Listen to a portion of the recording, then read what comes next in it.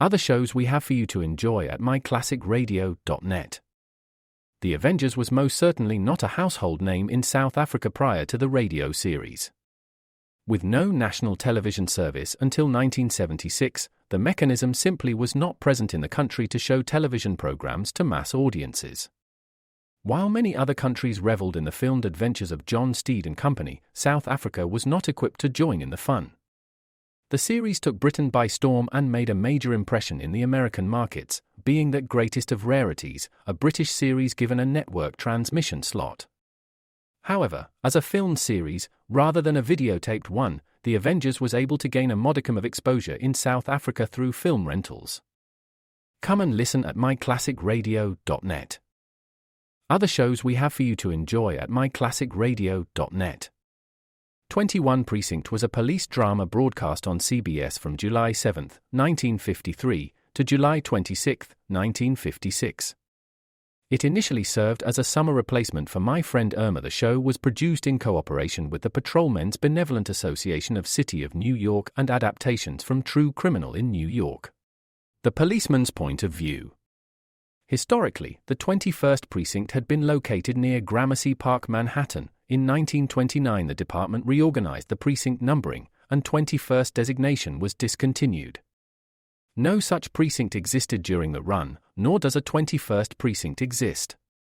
However, the fictional precinct's territory closely corresponds to that of the Upper Side's 23rd precinct since 192. Come and listen at myclassicradio.net. Call all hands. Beat to quarters.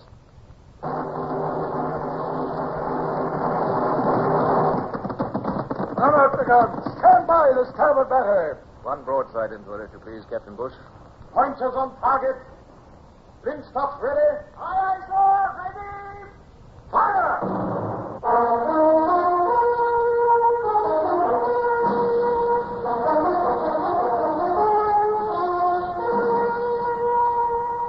Presenting Michael Redgrave as C.S. Forrester's indomitable man of the sea, Horatio Hornblower.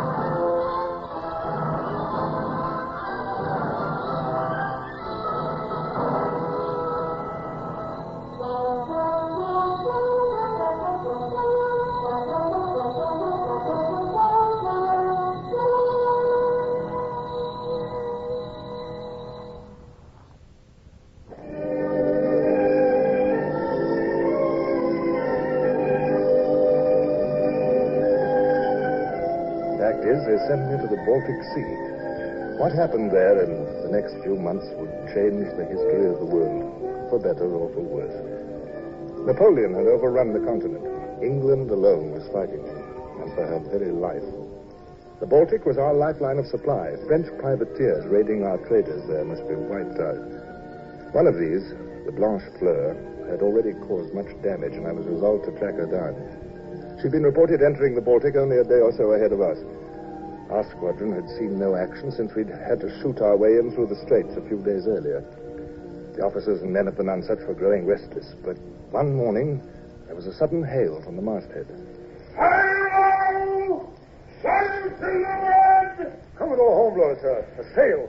Maybe the Blanche or however you say it. That French corvette. If it's the Blanche, we're in luck. I'll trouble you to give me the glass, if you please, Captain Bush. Aye, aye, sir. Can you see her, sir?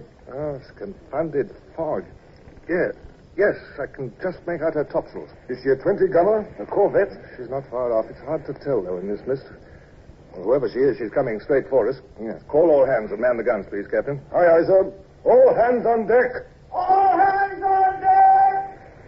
Run out the guns and stand by. Run out the guns and stand by! They've sighted us. Yes, she's tacking. Aye, sir. She's on the port tack, bearing east by north, southeast. Trying to get away. Must be a Frenchman. Set all sail, Captain Bush, if you please. Aye, aye, sir. Set all sail. Loose the royals. And alter your course 2 points to starboard, Captain. We'll intercept her. Aye, aye, sir. 2 points to starboard. Up with the stunsails. Yes, I can see her better now. She's no corvette. Appears to be quite unarmed. Oh, she's not our chase, I'm afraid, Captain Bush. Then why did she tack the moment she sighted us, sir? Any ship beating up for the Sound would have to tack here. I suppose you're right, sir. Oh, don't be downhearted, Bush. She looks like a merchantman. Hey, masthead!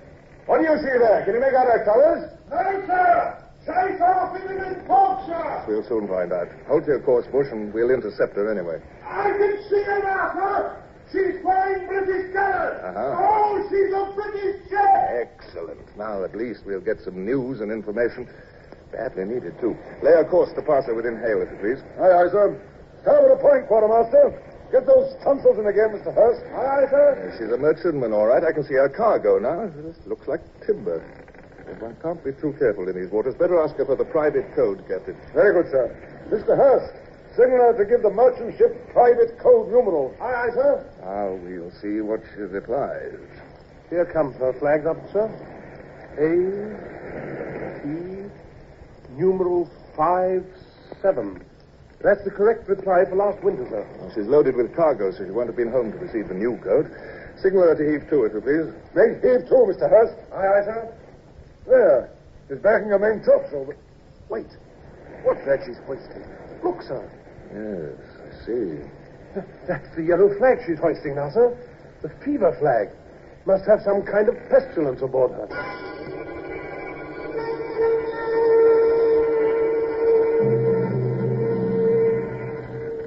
Tom. What? Look what she's hoisted there. The yellow flag. So it is. I'll wager she's got the pox aboard her. She's a death ship. Heaven help her. That must be her captain there on the poop deck. Give me the trumpet. All right. What ship are you? Maggie Jones of Liverpool.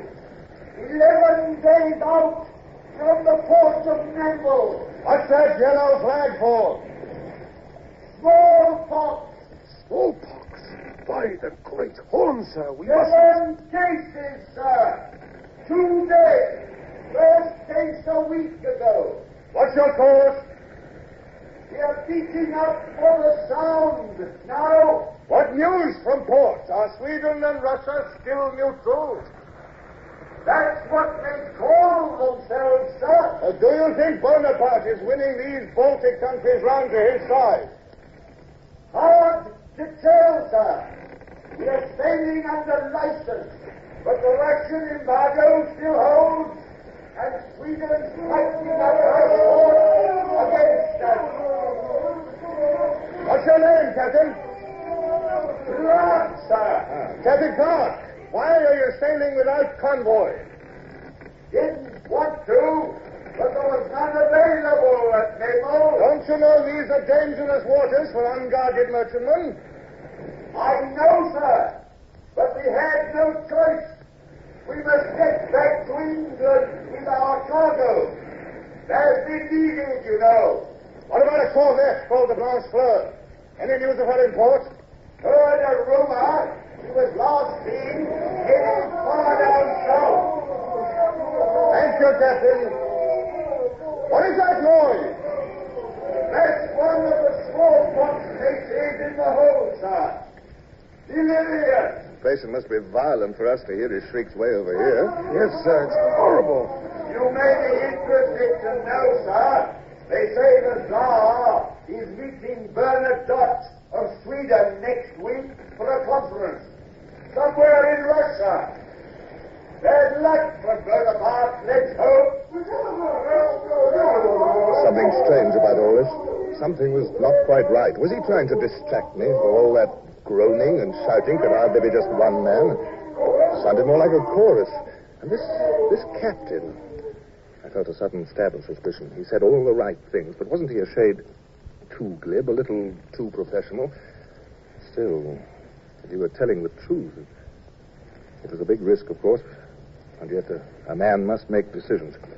Captain Bush, send a boat with a boarding party over to that ship.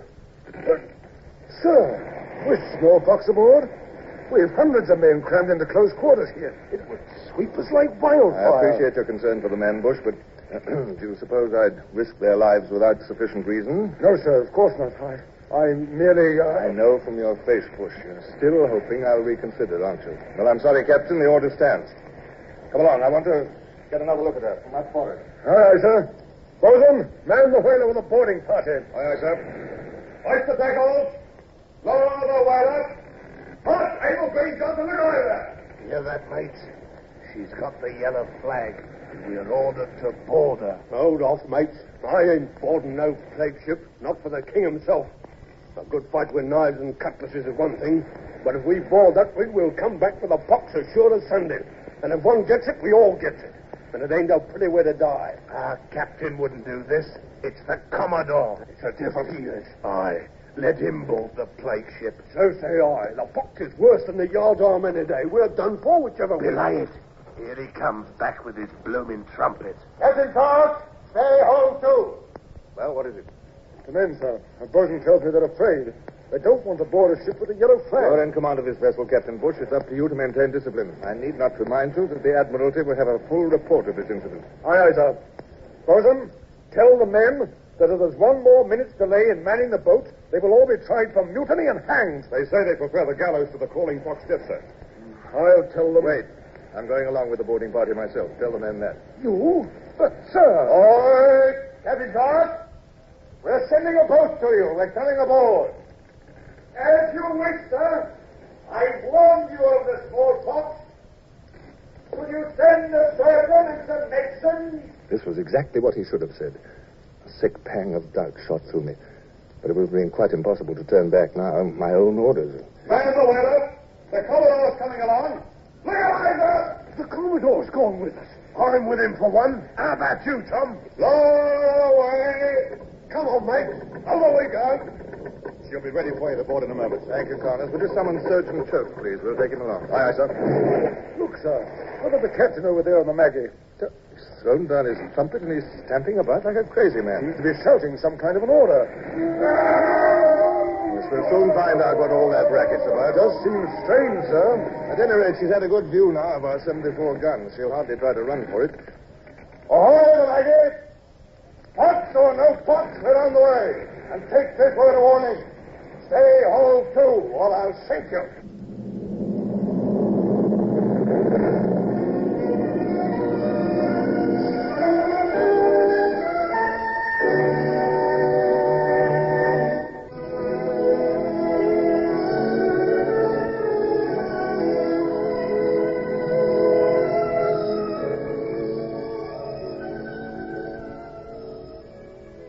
Commodore Hornblower, British Navy. Where is Captain Clark? We wish to surrender, sir. What's this? We wish to surrender. We are helpless against your guns. We did not expect to meet the British Navy. Who are you? I speak for the French crew put aboard to take the Maggie into port. As I thought, a pirate crew. This ship is a prize. Yes, sir. A French prize taken 2 days ago. By what ship was she captured? By what ship? Answer me. By the Blanche, sir. We are of the Blanche crew. The Blanche Fleur. Did you hear that, Connors? We're hot on her trail, finally. The Maggie's no plague ship. She's a great piece of luck. That yellow flag was hoisted to keep us from boarding her. A clever trick, I suppose you thought, sir? I think so myself. Here, take this man prisoner and round up the others, Connors. Aye, aye, sir. Get him, lad. Get the Frenchies. And find this Captain Clark. I'm most curious. You up there, what have you done with Captain Clark? Speak up. He's on the bridge, sir. What's that? He shot himself, sir. The captain shot. Oh, confound it, Connors. If one of your men did that, I'll have his head. I'll break him, court-martial him, ruin him, and have him begging bread in the gutters. Oh, that's Oh, no, sir. Beg pardon, sir. But it wasn't any of us. He done it himself, sir. He shot himself, sir. The gun's still smoking in his hand. Is he dead?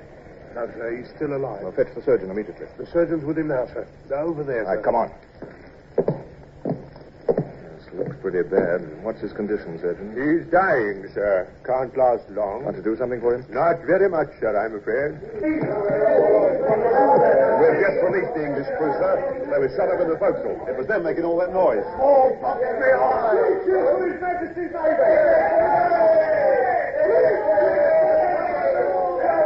Stop that infernal racket. Aye, aye, sir. Here comes the real skipper of the Maggie. Captain Elsby, his name is, sir. Oh, then I Clark think was... this renegade, sir, working for the French. Commodore Hornblower, Captain Elsby, how do you do, sir? thank heaven you came. How we yelled and hoping you'd hear us. Almost blew our lungs out, sir. Good work, Captain. We heard you. We were afraid this Clark fellow had fooled you. He was a devilish clever imposter. We heard the shot. I'd like to find out something more about him. Clark. Clark. Can you hear me, Surgeon? I don't know, sir. He is sinking fast. Why should an Englishman betray his own country like this? Did he choose? Was he forced? Oh, we'll never know. He is trying to speak, sir. Bonaparte will rule the world. Long live Bonaparte. Apparently, that is my answer. Swine. Traitors. Quiet. I tried. You did indeed. How is he, Surgeon? Losing consciousness, sir, but there's still a pulse. He may linger for a while. Perhaps an hour. Perhaps not. We must hang him, sir, before he dies. What did you say, Captain Elsby? We can convene a court-martial, try him on the spot, and have done with it at short order. He's committed high treason, sir. He should be executed for it. He's incapable of defending himself. What defense could he possibly offer, sir? You have scores of witnesses against him. Myself, the English crew, the captured pilots. What more could you ask, Commodore? A fair trial, Captain, and that will be impossible under the circumstances. He'll slip through our fingers, sir, if you delay. Let him. Treason is no light matter, sir. The Lords of the Admiralty might very well agree with you, Elsby, but I can't do it. I will not hang a man who is already so near death. But the example to the men, sir. We must always think of that. It discourages desertion. What sort of an example would it be to hang a dying man? If I can't hold men's loyalty without that sort of thing, I'm not fit to command them, that's certain. No, my mind is made up, Captain. I'll hear no more of it. As you say, Commodore. Come, Captain. Let him die in peace. Peace! He deserves no peace. I said we'll leave him with the surgeon, Captain Elsby. As we walked away from the dying man, it was horrible to see the look on Elsby's face. The man still lusted for revenge against that helpless, wretched Englishman. Elsby didn't know and probably would never learn that mere revenge is always stale and unprofitable. However, this was no time to compare moralities.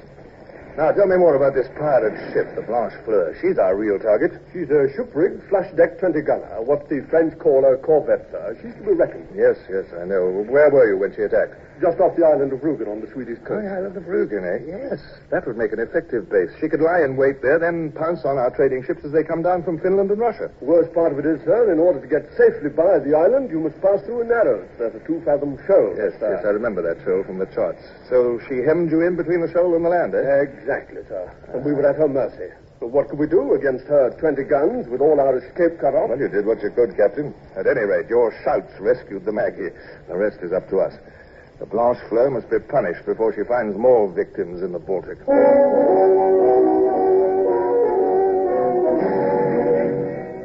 We set the Maggie to rights again and saw her off for home. Then we patrolled the coast, hoping for a glimpse of the Blanche Fleur. There was almost constant fog, broken by fitful intervals of chilly sunshine. I took what advantage I could of one such interval. A bath at sea is a fine thing, under a splashing pump on the wash deck, where you can stand up straight and prance around, too, if that's your fancy. Far cry from being cramped up into one of those little infernal sitting tubs on land. But Brown, my faithful coxswain, who stood by with a big towel, was shivering and looking thoroughly miserable. What's the matter with you, Brown? You look positively blue. Oh, it's the water, sir. It's icy. Well, you're not in it. I am. I know, sir, but right out of the freezing Baltic. Why, I can't persuade myself it's at all helpful for Oh, you, rubbish, sir. of course it is. Best tonic in the world. Freshens the blood, sharpens the wits. Yes, you ought to try it, Brown. Oh, if you please, sir, I'd much rather not. Gives me the ache just to watch you, sir. Commodore Hornblower, sir. Sir. Sorry to interrupt you, sir. But Captain Bush sent me. Oh, what is it? Can't you see I'm... Oh, here, turn off this jet, will you? Turn off this jet, I say. Is everybody deaf? That's better. Well, now, what is it, Mr. Hurst? Hand me a towel, Brown. No, come on, the big one. Come on. Oh, shall I get your robe too, sir? This breeze... Said my towel, didn't you hear? Yes, sir. Oh, but really, sir, All right, young man, what's your errand? Now, speak up there. There's a sail been sighted to leeward. What? Why the deuce didn't you say so? I'll come to the quarterdeck immediately. It might be the Blanche Fleur. But, sir, your clothes, you can't... Don't bother me, Brown. This is important. Give me the glass, Captain Bush. Now, where is she? She's gone. We've lost her, I'm afraid, sir. It's misting up over there again. She's disappeared into the fog. And this blasted fog is coming our way, too. Oh, confound the weather. Could you tell what her course was, Bush? North by northeast to half north, sir. She may have seen us. I'm not sure. We'll have to take a chance. Pursue her on that course, Captain. Aye, aye, sir. Now to wait till this scurvy fog lifts. Oh, I'll stand watch with you.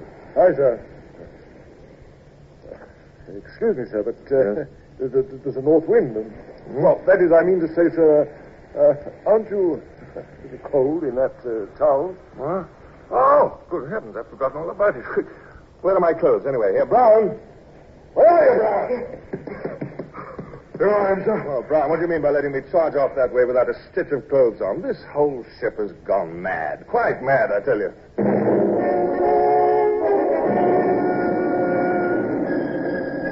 We followed our chase through the increasing fog, the other ships of the squadron keeping course as best they could. The next day, about noon, the wind freshened and the mist began to clear. She was nowhere in view. She's probably sighted us and tacked, sir. I'm afraid she's got away. Hold your course, Captain. Aye, aye, sir. Oh, come, don't look so dreary, Bush. This sea is not as wide as the Atlantic, you know.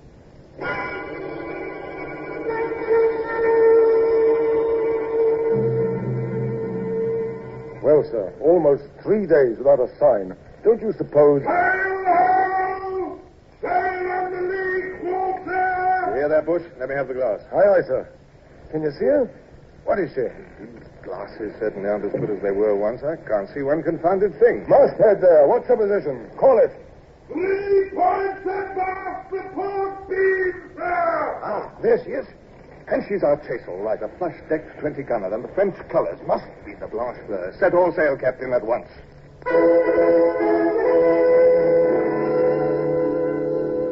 She's sighted us now, sir. No doubt about it. She's making off on the full speed. And if I'm not mistaken, she's heading straight for those narrows off Rugen Island. Good. Why, that's exactly where she trapped the Maggie, isn't it? Yes. Then why is the Blanche Fleur allowing us... Those are neutral Swedish waters, Bush. The Blanche Fleur knows that we know that. She's counting on our fear of offending Sweden's neutrality. It's not unclever of her, I'll admit. Cowardly trick. Look at her in there, almost leering at us. What can we do, sir? We can't do it. You'll keep the Nonsuch here this side of the channel. We'll post the Lotus at the other end. The Blanche Fleur's bottled herself up. We'd better make the most of it. Then you intend... I think I'll go aboard one of the bomb ketches. Why not the Moth?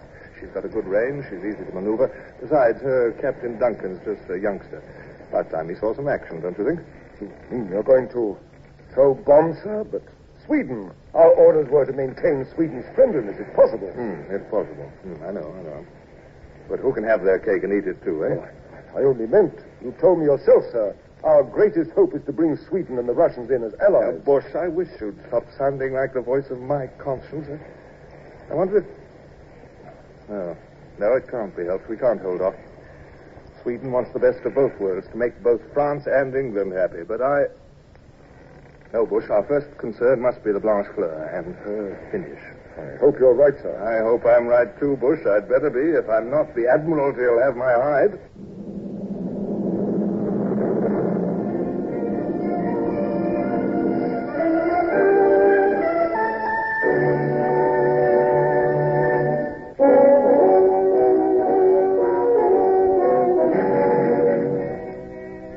Captain Duncan, just because your Commodore's aboard the Moth, you needn't change your habits, man. For heaven's sake, relax. Put your hands in your pockets if you must and leave off fidgeting. Thank you, sir. How much longer do you think we'll have to wait? I know you're eager for action, Duncan, but do have a little patience. Your mortars are quite accurate, I suppose? Oh, yes, sir. Yes, indeed. And I cut the fuses myself, sir. If you'll excuse me, sir, I'll go forward. We're in range now. Yes, I'll go with you. There she is, riding at anchor over there, feeling snug and smug and sound, eh, Duncan? Right where she's pounced on other prey besides. Poetic justice. Weather's still a little sticky, sir. I'll cut the fuses 1 and 11/16. How do you figure that? I found during practice maneuvers that the fuse burns at different speeds according to the weather. This seems about right for today. We wouldn't want the shell to burst in air. Quite so. This must be a surprise. Well, proceed when ready, Duncan. Aye, sir. 1,100 yards. We'll try 1 3/4 of powder, Mr. Johns. Aye, sir. 1 3/4. Now the linstock. Yes, sir. To the fuse. Let it catch. 1, 2, 3, 4, 5. She's caught, sir. Ready? Fire! There, sir. You can see the shell rising over the masthead. Oh, it's not a hit. The shell burst in the air. My fuses are at fault. Not necessarily. Try a little more powder. We'll try 2 more pinches of powder this time, Mr. Johns. Aye, sir. Now, ready? Fire!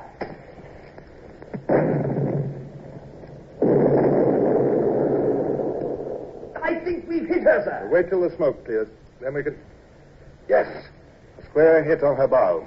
Our men are taking to the boats. Another shell into our fast. Aye, sir. Jump to it, men. Both mortars together. Be lively.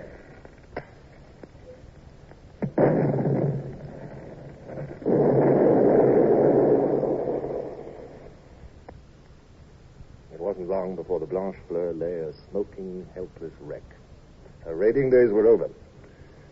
I must say, though, I found myself feeling a little chilled and empty. This had been a brutal business. We had destroyed a ship which had no chance of firing back effectively. Oh, of course. It would read well in my report, and brother officers would tell each other in the clubs of Hornblower's newest success. Then, why this feeling of inglorious dissatisfaction? But naturally, I couldn't speak of this to anyone, especially since that very night aboard my flagship we celebrated.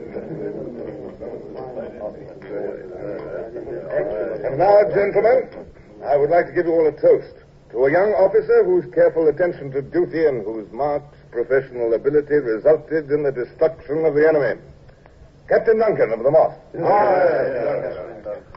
Well, aren't you going to reply, Mr. Duncan? It wasn't I at all. It was the Commodore who... Well, after all, I mean... Captain Duncan, if you wish to advance in His Majesty's Navy, never try to offset commendation when it's due. I suggest you might show off your vocal powers to greater advantage by favoring us with one of your songs. Oh, yes, I've heard about them, never fear. Oh, come on. Why, thank you, sir. Well, then, let me see. Come on. She was a prize. She was a prize. The lovely lass with the sea green eyes. The lovely lass with the sea green eyes. So tall and fair. So tall and fair. The lovely lass with the golden hair. The lovely lass with golden hair. I expect each man there was thinking of someone left behind at home. I know I was. I thought of Barbara.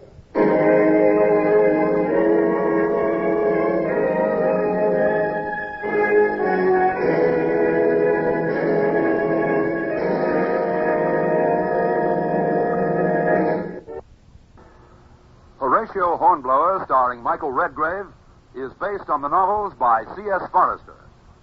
Music composed and conducted by Sidney Torch. Produced by Harry Allen Towers.